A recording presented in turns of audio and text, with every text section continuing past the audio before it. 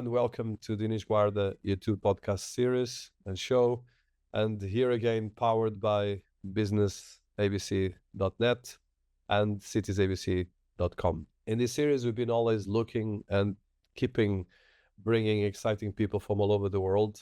And my focus is always, okay, what is happening around the areas and the sectors between technology, innovation, and business, and how we actually taking this to our lives, to our actions, to our society, and especially how we can actually make this always for a better world, because I think it's a common sense, but I think it's more important than ever, especially with the advent of AI and disruption technologies that are changing everything faster than ever in history. So today I have someone that I'm quite excited, and I think is the first person I bring to the podcast from Barcelona, which is a city I love. So I welcome to our series Cai Felip. Cai Felip is an influential figure in the Web3 and innovation areas of the internet, and especially in the areas of avatar creation, metaverse ecosystems, both in Spain and around the world, and with a very strong background in web, crypto, and tech in general. So Cai Felip is a serial entrepreneur and is the CEO of Union Avatars, a digital identity platform for creating avatars in different styles, including the hyper-realistic avatars for social media, virtual reality environments, and games. Uni Avatars has created realistic full-body characters and created a tool to improve user experience within virtual worlds and the metaverse in general. The Avatar Lab that has been leading offers customization and over 107 different outfits, backgrounds, profile picture options, poses, hairstyles, and other features for developers and digital fashion designers. Backed by and support with hundreds of companies, and over 150 companies have been involved directly and indirectly, including the likes of Telefonica, Accenture, and Mobile World Capital Barcelona, and as well a lot of interesting, innovative ventures like Outliers. Union Avatars has built strategical partnerships with industry leaders and even working with the Spanish government and the European Union, and creating as well some interesting areas in the areas, the way we look at Metaverse Standards Forum, and as well some of the blockchain major players, and working as well with some major fashion and tech brands. Through the Union ID, and the platform that I will talk in this interview, the users can consolidate digital identities and assets in a nested NFT, ensuring interoperability and portability across virtual worlds and platforms. Prior to Union Avatars, Cai built the crucial agency that was managing US artists worldwide. And Cai also served as CTO for WalkABit in 2018, a cashback app. He is an active digital and tech executive in the areas of web, crypto, and tech scenes, and as well been participating as a thought leader in international symposiums and events.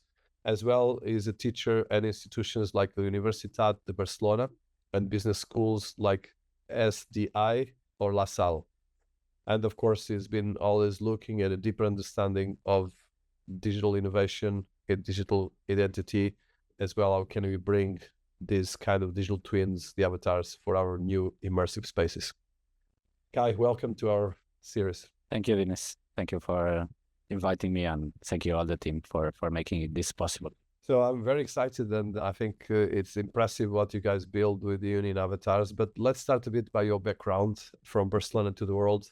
Barcelona, of course, is a great city, and it has a lot of big corporations there, but it has a great creative scene. But tell us a bit, how did you grow up, education, a bit of your history background, any histories or I would say always some episodes that mark who you are today, if you want to share with our audience, of course.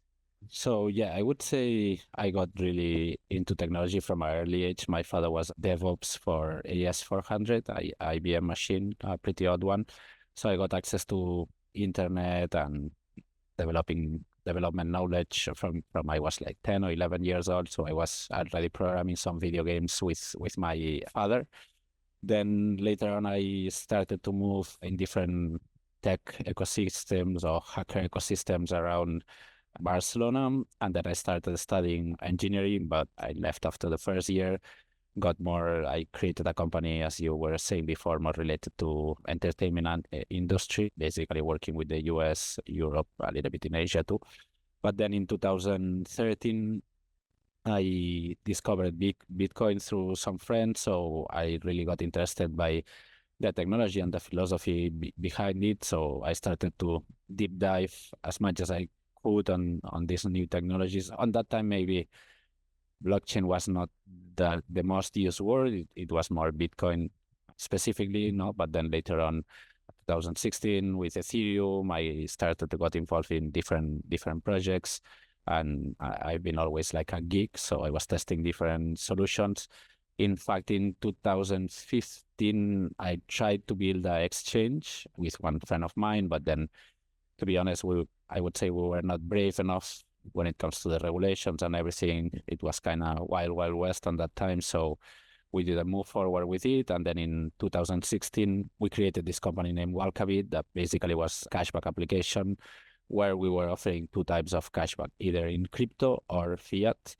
The company was registered in the UK, so yeah, after some time, we didn't saw a lot of traction on the crypto part, I would say. So we started to tend more on the fiat side, and then we end up being acquired by one of our main clients around 2018, maybe late 2017, and then we become more like a development arm for this group. So it was not that challenging for me. I didn't have any, what do you call it, any clause that tied me to that new company. So then is when I left, and then in 2019 is when I started a little bit with the idea of what Union Avatars is now. I would say it's coming from two of my hobbies or obsessions in a way. One side, I've always been a hardcore gamer. Unfortunately, now I don't have time to play video games, but I used to play a lot of video games. And then identity for me has been one of the obsessions that I had all over my life. Now I've been testing and trying out different solutions, decentralized, centralized, federated, different protocols, off-chain, on-chain, everything related to identities, because for me, identity is a little bit one of the very basic bricks on what everything of internet is built on top of. So it's one of the major standing pillars of the internet, the networking technologies that we have now. So I always had this interest for identity. So trying to unite these two hobbies or obsessions is when I came up with the questions how we would represent ourselves, how we will manage our identity in this new 3D internet that is coming. Call it however you want to call it, but clearly it's going to be a 3D space. And then it's when we came up with the idea of Union Avatars. Basically, what we offer now is avatar engine to create either realistic or different styles for avatars coming from a 2D selfie picture and doing a transformation to a 3D model. But behind that, I would say that for me, the most important part is the underlying identity that we are putting on it. So at the end of the day, what we're trying to build is like an ecosystem for identity management on 3D virtual worlds, video games, everything related to this space. Well, first of all, congratulations. It's an impressive career. You start very young. So before we dive more into the tech and the products you build, so tell us a bit about how it is the creative and the tech and business scene in Barcelona and in Spain, because I think normally when we speak about Spain, we don't speak too much about tech or special innovation on these areas, but there's a lot of cool stuff happening there. Yeah, I think, well, my experience has been basically in Madrid and Barcelona, mainly in Barcelona. I'm born here, but I've been living in Madrid also for a while. There's a pretty good hub of innovation also in the south, in Malaga. Now it's getting really big. Some of the big tech companies are setting up some headquarters there too. I would say especially Barcelona is super creative. There are several big companies who were born or that were born in Barcelona. I would say that maybe the startup ecosystem has been something that took a little bit more to grow, but I think we are in a good path. But definitely, I think like it's a good hub in general for attracting talent too. I mean, we have good weather, cheap prices, and a lot of advances when it comes to technology. So I think it's something that really drives a lot of innovation around. No, I would say, just to don't be fully positive on everything, I think one of the struggles that we have in Spain is that sometimes, it can be in Europe too, but especially in Spain, we don't have a lot of references of big companies who made a big success staying in Spain. So there's like this mentality that if you want to have a success, you have to leave and go probably to the US. But then we have some super big companies who are not that well known, that are born in Spain and they are still in Spain. For example, there is a big company named Fractus that most of the phones that we have now, ranging from iPhone to different Android phones, are using fractal antennas, and all this technology was created in Spain, patented in Spain, and Fractus is one of the big owners of this type of patents. So I think what's missing a little bit more is build a narrative around that, and for us, the new entrepreneurs, to have a success story that we can identify with and push for it without having to move out from Spain. But I would say that the early stage of building a company, Spain and especially Barcelona, is a super good place to be. And then Madrid too. Like, don't take me wrong. I think if you're going for business, Madrid is really one of the best cities. In the other hand, I think Barcelona might be a little bit more creative, but then it's just a matter of points of view and opinion. Fantastic insights, and actually it's always good. I love Spain, but on these things you never know unless you talk with the locals. So let's dive a bit into your work with the academy. So although you abandoned academy, you end up actually teaching in universities. Tell us a bit about that, and how is the universities? I know that Barcelona has some of the best business schools in the world. Actually, I think is ranked in at least a couple of them in top 10 or top even 5. But tell us a bit about your experience in the education with students and the young generation, which I think is a key area for my podcast as well. As you mentioned, for me, it's kind of funny sometimes that I drop out from university and I ended up teaching in some universities. But I think at the end of the day, both paths are good for the people. So there's people who prefer to just learn by doing. There's people who prefer to have a knowledge that I think it's important to have. Especially I felt sometimes that I don't have some basic knowledge of some specific things, that then it would be easier for me to learn later in the future the new knowledge if I had this base. But yeah, like I started to get involved with some courses and university lessons, always more tending to these new technologies, Web3, Metaverse, 3D spaces, innovation, transformation, this sort of things. And then I end up doing some lessons.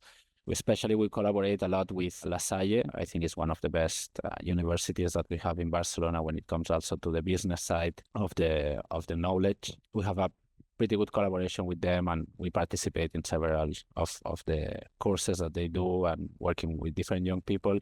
And for me, it's interesting. It's also fun the way that sometimes when you work on this type of new technologies and you talk to people who is my age or older, you spend several time trying to show them that this is going to happen. I think over the years, and that's again a point of view, but over the years, the major shift on technologies have been through the displays, in the sense that first of all, we didn't have displays. Later we had some primal screen, then we had color screens, then we had smartphones. I think the next big shift is coming from some sort of new devices, probably related to headsets, and having this spatial internet, 3D internet, however you want to call it. But it's fun, because you talk to, again, people my age or older, and you have to explain everything, and then you go to the young people and you don't have to explain nothing, and you even learn from there. Not long ago, like 2 or 3 months ago, I was teaching for some small kids, not even in the university, like 10, 11 years old kid. And it was fun because some of them came to me and they were like, oh yeah, I got these new Nike shoes in Christmas. I don't understand why I don't have my digital copy for Roblox or for Fortnite, I was like, man, every time I try to explain something like this to some older people, they don't even understand. So I think the new generations are much more capable to understand this. I think it's positive. Like, I think technology is an extension that came to kind of elevate us to a next stage and help us to be better. I'm not the kind of person who is afraid of new technologies, I would say. Like, again, I've been a geek all my life, and I don't think these new platforms will substitute the real life. I always say that if we reach to a point that people spend more time in these virtual platforms than the real world, I would not blame the virtual platforms. I would blame the real world. Maybe we fuck up the real world in a way that people prefer to spend more time in virtual. But I think this gives you a chance to meet new people that otherwise you would not be able to meet, create your virtual communities where you can feel safe in a way and get connections that later in time can be really good friends in real life too, no? So sorry, going back to the education part, I really enjoy doing all these things. Also having new ideas from the new generations to understand what they are looking into, what's their challenges, what's their fears, what they are thinking about. And definitely, I think all the social impact that these new generations can do is really important on our day by day. And definitely, it's important to be prepared for what is coming. So as much knowledge we have, better it is. Video, it's interesting what you just mentioned about how education is a moving target, and I think it touches to the technologies you are building, and especially platforms like Uni and Avatar. So you have quite a substantial number of users, and it's still, of course, a company that is in the early stage, but it's quite impressive what you achieve. So tell us a bit, for people that never heard, and I suggest for people listening to us, just go to uniavatars.com, because I think there's a really great amount of things to test, and especially if you are into these areas. But tell us why you created them as well. What's your goal with the Uni Avatars project and platform? I think, again, no, like what I was saying before, I think it comes from the need to have a way of owning your identity and managing your identity. I think, like, over the transition of the past years, we have been losing step by step the ownership of our own data in a way that it can range from our own specific personal data to even the assets that we purchase in a platform, no? Like, in the sense that, again, I'm going a little bit to my gaming background, no? But I used to spend money in video games. And then at the end of the day, even when I bought different assets on a video game, I'm not the real owner of this asset, even if I purchase it, even if I pay for it. It's still owned by that specific platform. Now, if the platform or the video game disappear, my asset will disappear with that. So I spend money in something that is not completely mine. In the other side, with new social platforms, we have been losing our own data, our own personal data and the ownership. So it reached a point where we don't even have the control of who is accessing our data, who is using our data, for what they are using our data. So I think that's something that with the new technologies related to blockchain, probably not everything have to be blockchain, but I think it's an important part, the Web3 stack that we can use on that. We can kind of recover the control of this data, giving reading access to different platforms, giving specific access, and revoke that access after its use in a way that we control much more who is accessing our data, and if somebody is monetizing this data, also being able to get some rewards, some monetizations on our own data, no?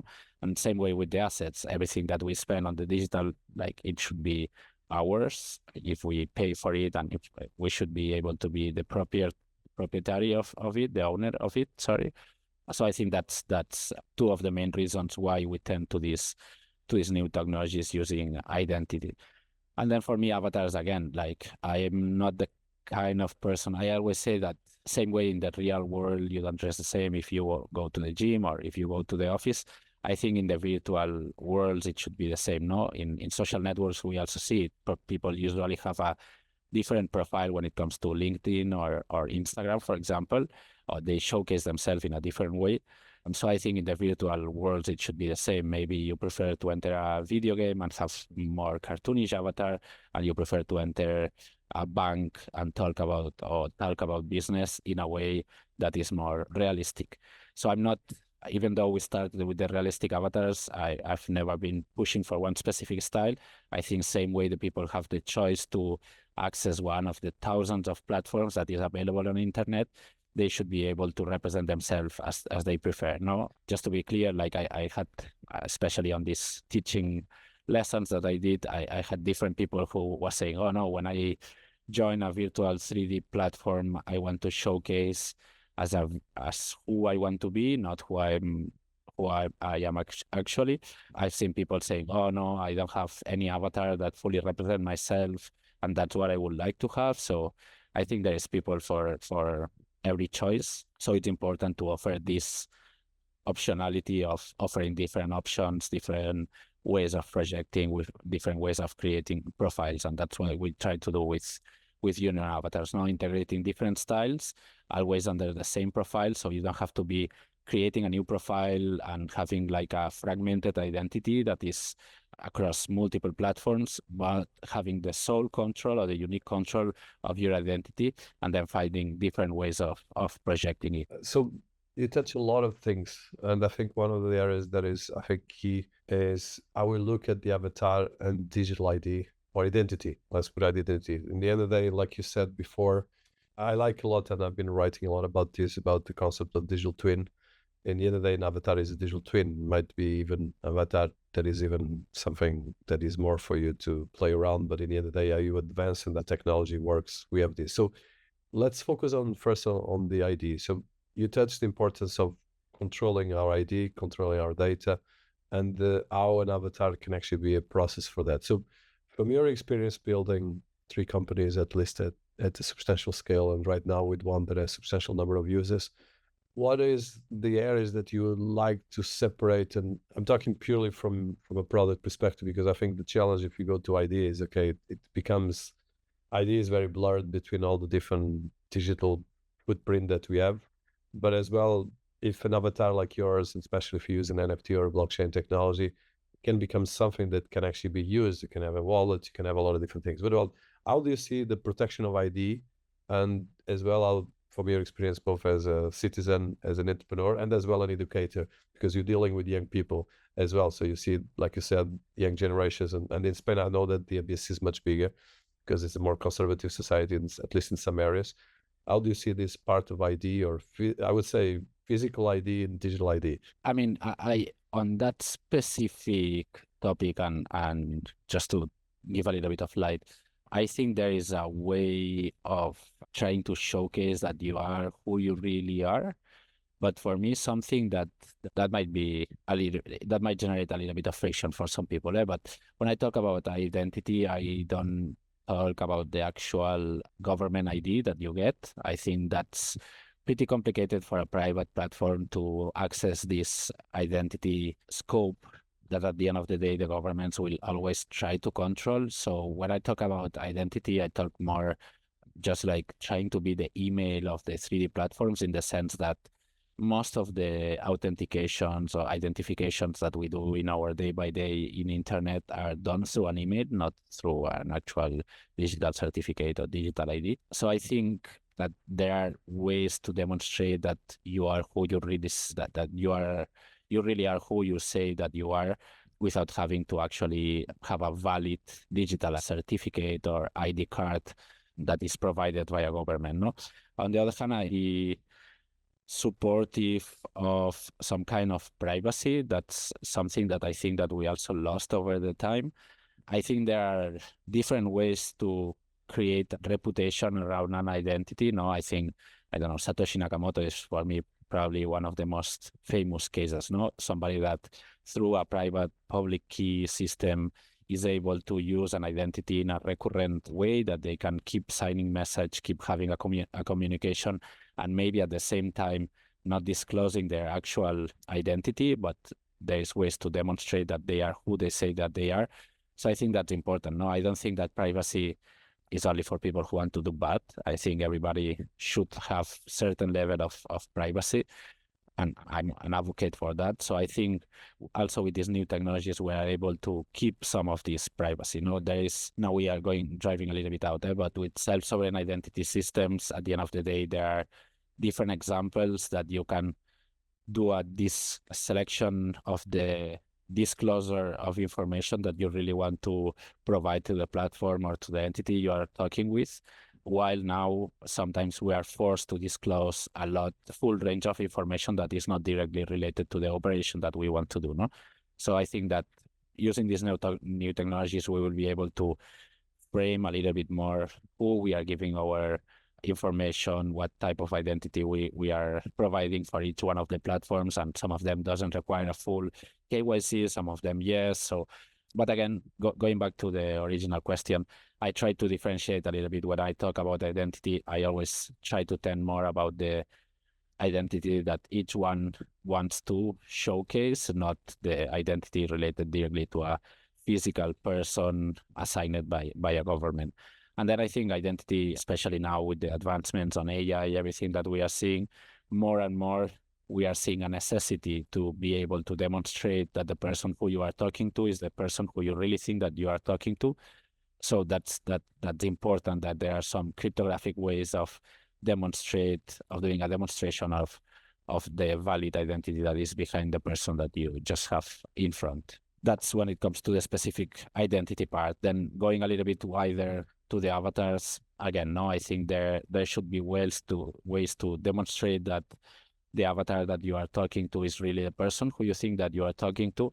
And then again, we can use cryptographic or blockchain ways to demonstrate or to link this virtual real identity. Yeah, this is actually something that I'm completely with you. So let's go a step further. So you touched before that we are in a time where at the moment, especially the disruption technologies, and especially with digital twin technology and the AI in particular, you're going to have, and there's already a lot of studies talking that eventually we might have an entire kind of digital possibility of uploading our brain and different things, but we're still not going too much. I don't want to go too much on that direction, but the narrative from a society to technology is still very fragmented, because in one end we have already all these things that you mentioned in terms of sovereign identity and the way these kind of things can actually improve our lives. But at the same time, the reality is that most of the countries are bankrupt economically wise. They're still printing money that unfortunately has its limitations. And as well, if you put the top 10 or 20 corporations in the world in the balance, they have probably more assets than most of the countries in the world. So that's effectively a global divide between, and as well, most of the corporations are effectively tech companies. So as a technologist, and that's coming back to the avatars and what you build with the uni avatars. So seeing the evolution of your product and interaction with your audience, do you think it's possible to find, for instance, what you're talking about, the ID, and put that in a balance where the two things can work together? Because I think for me, it's one of the biggest challenge, especially because we have the Web 2. Actually, a lot of people are still in the Web 1, the Web 2 and the Web 3. And of course, if you have an iPhone or any kind of smartphone, you are already in Web 3, even if you don't know, because the senses and all the interactivity. But then we have another layer that is especially VR and all the augmented reality.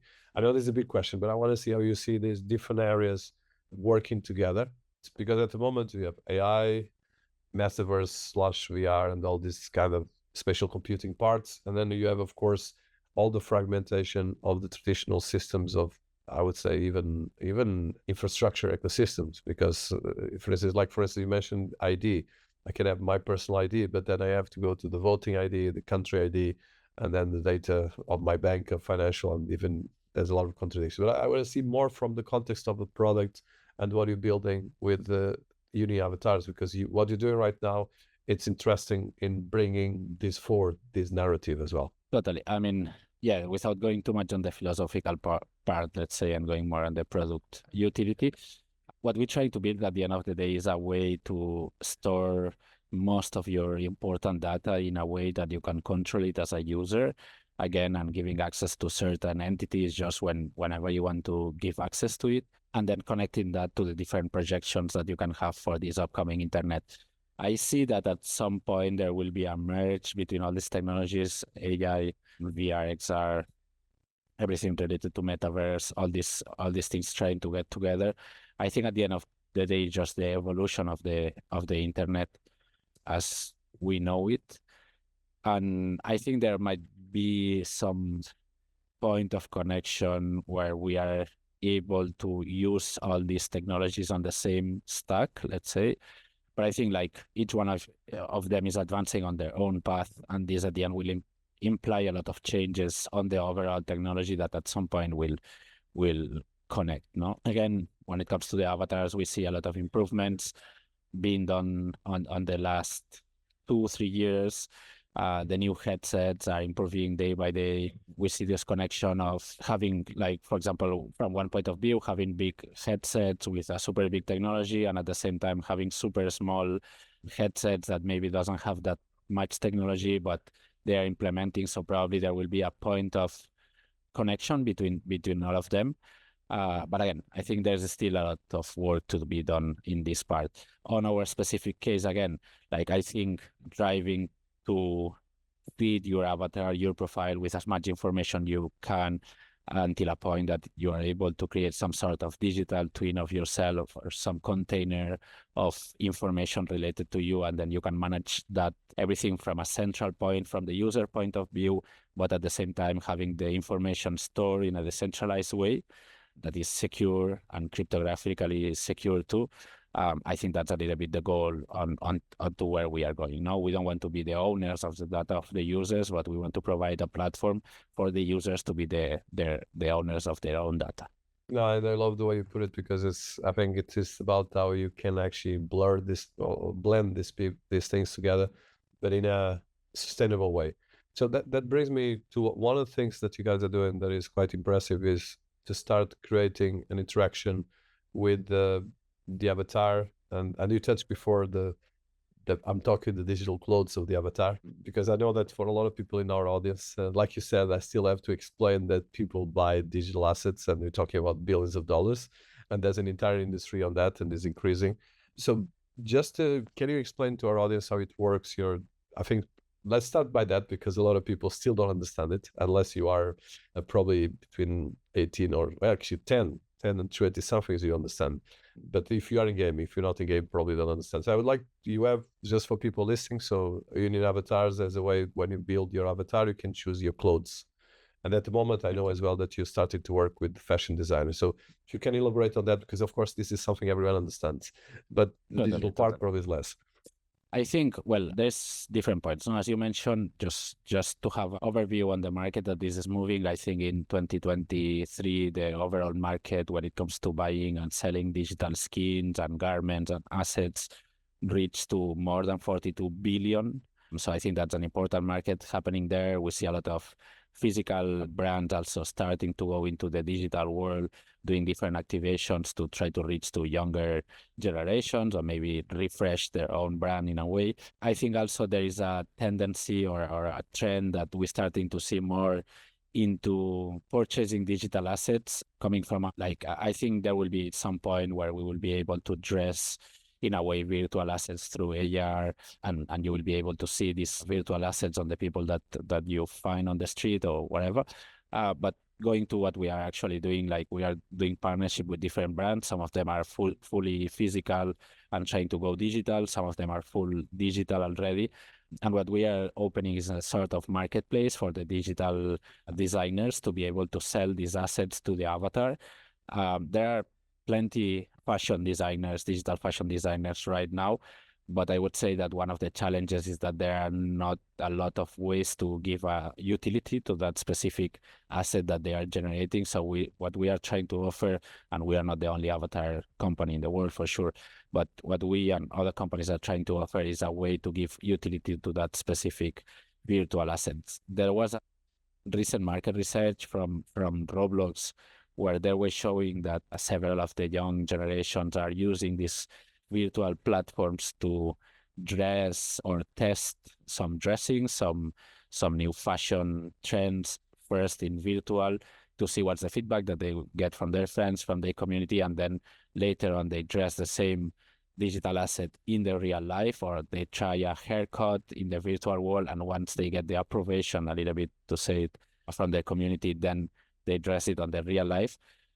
So I think definitely this virtual digital aspect of the fashion is something that we will see more and more, ignoring the fact that several actual like physical fashion brands, they are already working or starting their workflow or their process in digital and then testing it without that much cost, because at the end of the day it's not going to production. They can test it as much as they want on a virtual world, on a virtual environment, and then bringing it to life later on through this workflow using software like Flow 3D or other similar softwares. Yeah, it's a fantastic new development, and I think this is going just to create, like, for 40 billion, probably is going to reach 100 plus billion, because of course there's the sense of innovation, and I think for us this like you mentioned can be used for print on demand, for data management, but as well for, I think, like you said, what is going to distinguish going forward is our digital profiles. So having a sophisticated digital profile, it's critical. But as well, there's a lot of, for instance, right now, if you look at,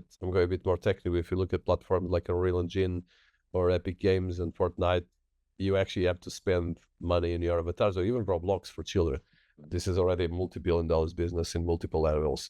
Okay, so Guy, and I want to be respectful. I think we're passing close to 1 hour. So, but so from the perspective, you build a platform and you create the engine of the avatars, which I think is one of the best in the industry, and congratulations for that.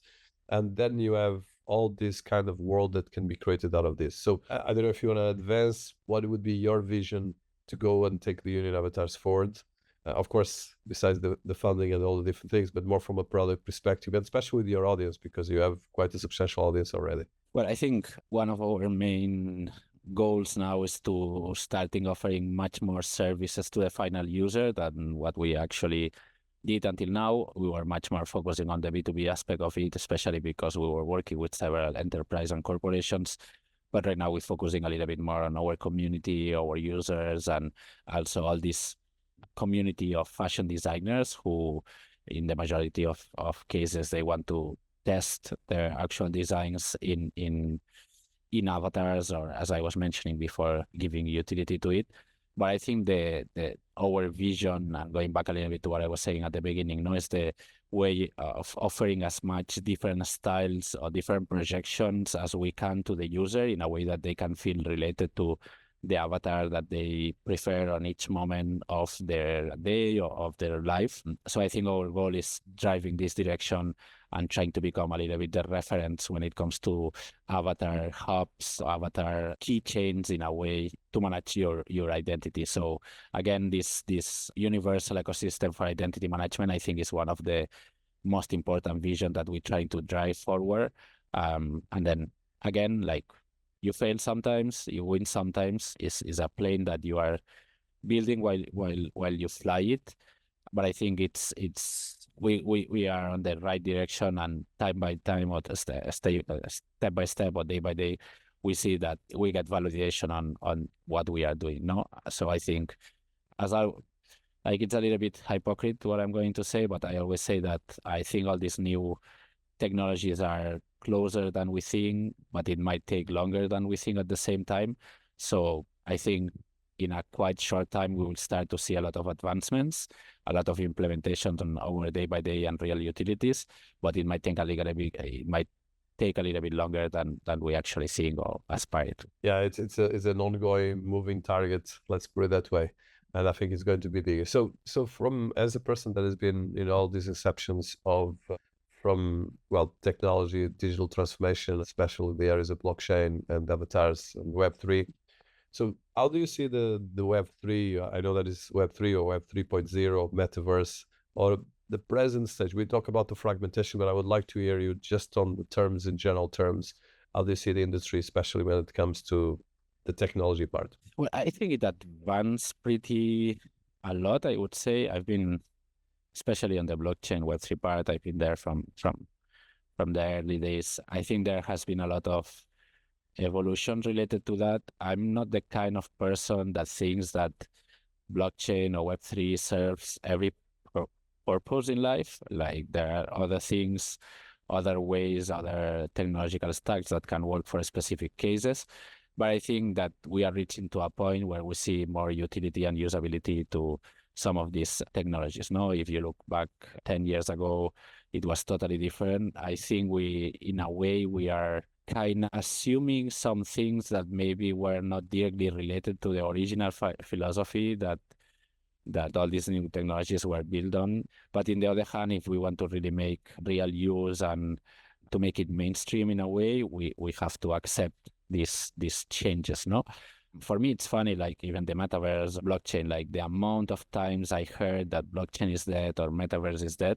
For me, Metaverse is now like the new blockchain in a way. It's like, oh yeah, like over since 2013, I heard every blockchain is revolution. It's a new revolution for the world, and then the next year is completely dead, and then the next year is a new revolution. So for me, all these technologies takes time. No, like when we talk about internet, the real usage of internet took really long to be established and to have everybody on, especially on first world countries, to be using internet on a daily basis and having access to all this information and technology. So I think it will take time still, but I think we are going in on the right direction. No, I think it's important to be able to build post hypes. So the hype can be there. It's a cycle. It will come. It will go. It will come. It will go. But it's important to keep building no matter what, and just advancing on the direction if we really believe in that, or the people who really believe in that. So I see some kind of synergies between the new spatial internet, 3D worlds, metaverse, and Web3 blockchain technology stack. Yeah, I subscribe. So how do you see then, and this is quite an important area, especially with everything happening with the generative AI in particular. And so there's a huge right now kind of integration of generative AI into the creative industries, and probably is one of the most disruptive. And for me, actually, even for me that I build technologies, I get nervous about it because, of course, if you look at the creative economy, we're talking about not even $1 trillion, but the gig economy is over $1 trillion. But especially the generative AI associated with everything we're talking about. For instance, right now, tools that integrate the generative AI, integrated with gaming vehicles, and you can actually integrate real-time gaming. So how do you see this, and are you as well bringing this to your platform? How do you are relating all this? When I mentioned, just for people listening to us, generative AI is of course all the areas between sound, image, and large language models applied to models of generative, and I think this is quite important for what we're discussing here. Well, in our specific case, we are implementing different from the usage that we internally do on different generative AI tools that we use on our daily basis. I would say all the sectors of the company or all the departments of the company, we're implementing some features related to Gen AI that I prefer not to disclose yet, but you will see soon in our platform. But I think like definitely it's something that we have to have in consideration. AI is here, and not only generative AI as we know it, but some artificial intelligence that might be much more powerful than we think. But again, for me, all these evolutions are here to try to make our life easier and better in a way. So what we need to be is like on track, or trying to have as much knowledge as we can about these new technologies. That's what drives me also into technology, like seeing all these advancements. Sometimes when you don't know about it, you might be afraid of it sometimes. So it's important that you fully understand what's happening, or as much as you can, to understand what's happening, what's the new trends, what's the directions that all this will take, and how it might affect on our day by day, on our society. But I think like at the end of the day, just like with I don't know, I think there are different moments in history where we saw break from what was done before to what is actually being done after that specific moment. And I think over the time, all these have been probably solutions that make life of people better in a way. So I think that it's important to be prepared for that in one way, but don't be too afraid of it, and try to embrace as much as we can these new technologies, and try to learn it as fast as possible, just to make sure that there is not too much of a gap of skills using these new technologies, and being able to move across different sectors with the usability or the facilities that these new technologies are giving to us. Like back in the days, if we talk about music, people started to have home studios, and at the end of the day, that made it easier for everybody to produce good music. It made it maybe also harder for people to find good music because there was more music produced. But at the end of the day, there is more chances for everybody without having a big amount of resources. I think generative AI, or AI in general, is giving us these resources to everybody that kind of democratize a little bit the power for everybody to be creative and to have access to creative tools. So the important part for me is trying to understand how to use it, how to leverage this technology to offer better solutions or a better world. And do you think that, because you touched that, but I want to go a bit deeper on that if it's okay for you. So what I feel right now is this, and I think probably my biggest concern is really the digital divide. And the digital divide is that these tools are amazing. There's no doubt about it. But like we discussed before, for instance, you left the university and now you're teaching university. And I think the challenge I find, actually, my first course I left as well. And then the second I decided to finish it. But one of the things that I realized is that people like us that are a bit out of the box, and I see this for even my children and the children of my friends, is that the universities are completely out of focus and out of sync what is happening. But then when you look at these AI tools, and I'm not talking about a lot of things, let's keep on the creative industries, which is where we're talking. The challenge is that a lot of these tools are really, really disruptive, and they bring a lot of opportunities for people like us, but for the rest of the people, it's really quite challenging to keep the pace of innovation, and as well, especially keep out of the firework, because it's firework happening so much that you get overwhelmed, and then you feel, okay, I don't need to do anything. So how do you see this part, especially of inaction or action, and how we can actually foster some kind of sense of belonging with these tools that doesn't become really disruptive, really kind of dystopian scenario? Well, I think that's an interesting point. When it comes to the education that we're receiving now, I think there is a lot of improvement to be done on this traditional education that we're getting, to be honest. I think we need to learn more how to learn instead of specific content. So we need to be able to prepare the people in a way that they can form themselves on anything they want and try to learn new technologies or new knowledge in general that is being deployed day by day. So trying not to force them to learn specific tasks, let's say, and more learn how to learn fast. So I think there is a big gap there. Again, I also feel that especially when it comes to, there's a generational gap when it comes to technological skills.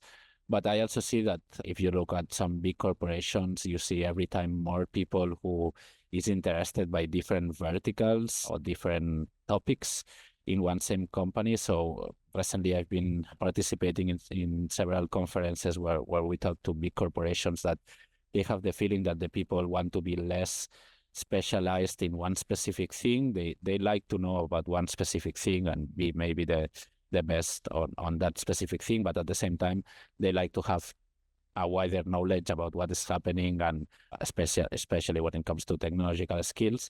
So I think that it's important, but that's something that one have to do by themselves too, or by oneself too, in the sense of trying to be more up to date.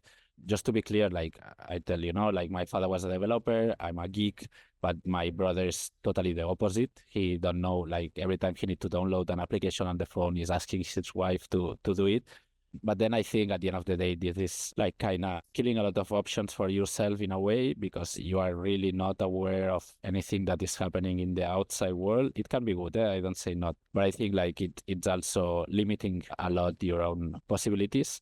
And I think we need to understand that technology is here to stay. It's not something that we can stop. AI, artificial general intelligence, is something that we'll reach at some point. So trying to push backward on that is kind of impossible for me. So the important part is to be able to learn fast, look for your own resources. Luckily, we have internet, we have other knowledge resources now that we can use. So trying to go a little bit, as you say, out of the box, out of the traditional path of learning, it's important. Again, it doesn't mean that universities or traditional schools are bad. I think it gives you a really very good basis what you can start from, but it's always important to try to feed your knowledge from other sources and resources. Mariana, and I like the positive approach to this.